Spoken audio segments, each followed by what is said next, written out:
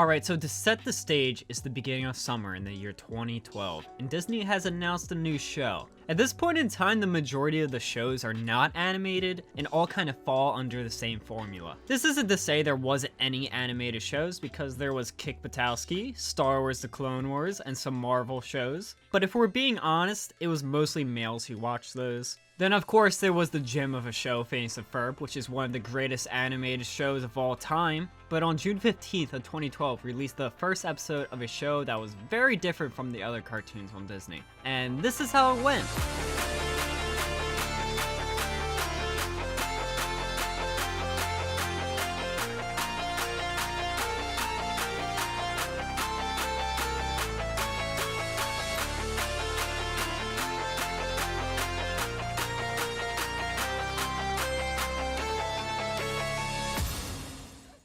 Welcome to the channel, everyone. I'm Bird and this is my manager Slippy, and we put a lot of time and effort into these videos. So if you could at least like the video, that would actually really be appreciated. The goal for this video is in fact 50 likes. So anyways, back on topic, there was just something so different about Gravity Falls than the flagship Phineas and Ferb. But how did these two almost opposite shows both become some of the top Disney and Disney XD shows of all time? So we start out with one of the main protagonists giving the whole backstory in a nutshell to why they are there. And the nutshell of the nutshell is, parents say, you be inside too much and go to Grunkle's in Oregon. This is where we meet Grunkle Stan, the owner of the Mystery Shack, which was a tourist trap in the middle of Oregon. And he was shown as a con artist type jerk.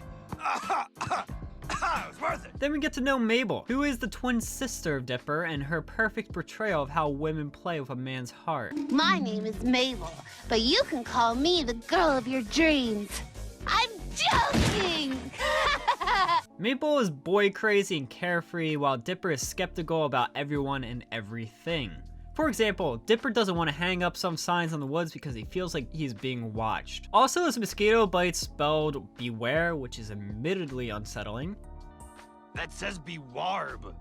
This response by Stan really does show off the type of dry humor that this show is going for, and I think that is what made this show so successful. Most shows in 2012 have very cut and paste typical jokes, but Phineas and Ferb was the exception. Now if we go back to the show, Dipper is forced to go out, and while he's hanging up the signs he finds a tree made of metal that was just painted to look like a tree. There is a metal door, and inside there is a radio thing with a switch that opens up a door underground. You know, as it does. Inside he finds a book that to him confirms all his suspicions of Gravity Falls being haunted. This book has much more significance as the show goes on, but not that much in this episode, besides setting the stage for everything. Hello! What you reading? Some nerd thing?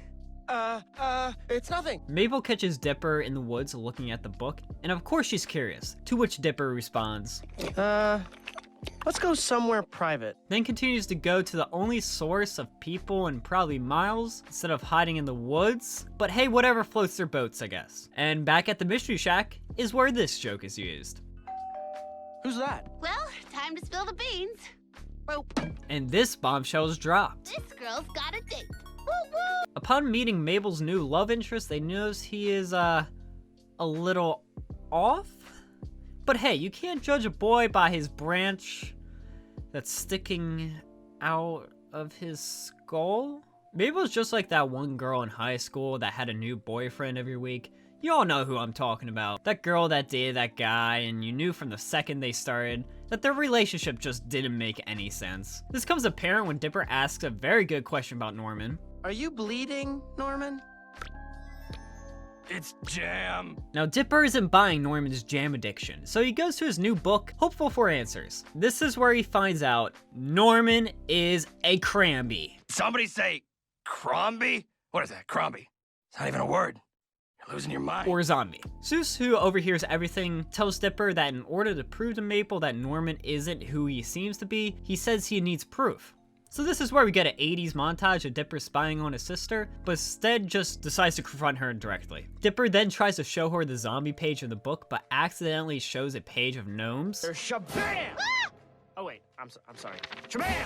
Which seems like an innocent joke, but realistically is actually some very creative foreshadowing. But Maple doesn't take this accusation of her new love very well. He never blinks! Have you noticed that?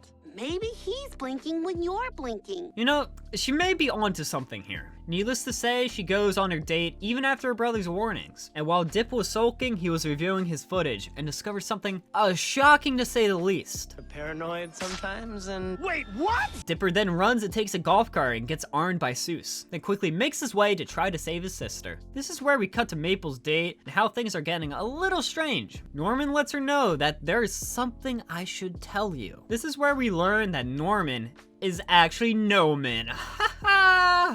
Oh, come on, that was pretty good.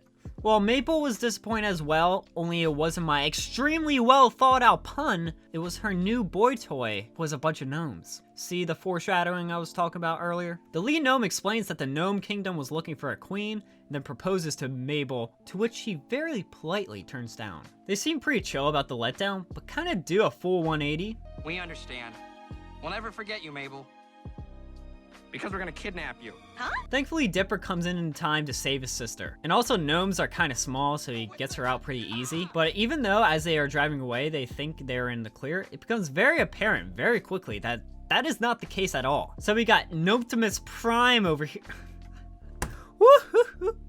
Okay, I'll grant you that that one was a stretch. But this monster is still chasing after them. This scene is actually decently violent for a kid's show. Like, this isn't common for Disney to do, but I like it. So we get a cart chase, and this is where Dipper loses his hat that he's had on this whole episode, which actually does have some minor significance. The twins make it back to the shack, but wreck the car in the process. So they are stranded in front of the monster as their grunkle was distracted. Behold, the world's most distracting object.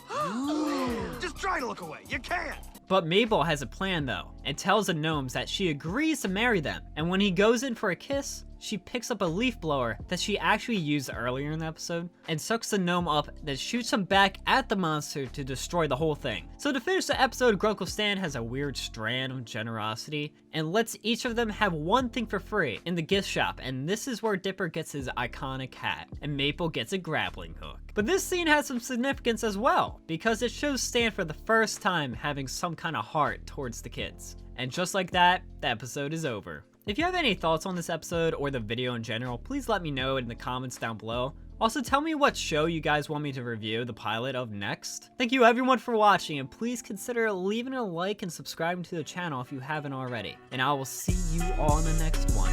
Toodles! Y'all know who it is, it's your bird in the suit. It's that boy with the review, it's that man with the news. YouTube creators to present on the airwaves with the animatic creative character, 3 hairs, man, what you gonna do? Get featured on the news or get the top spot on the Suited Birds new YouTube review. Now check out another one. Just click on the box and check out another one.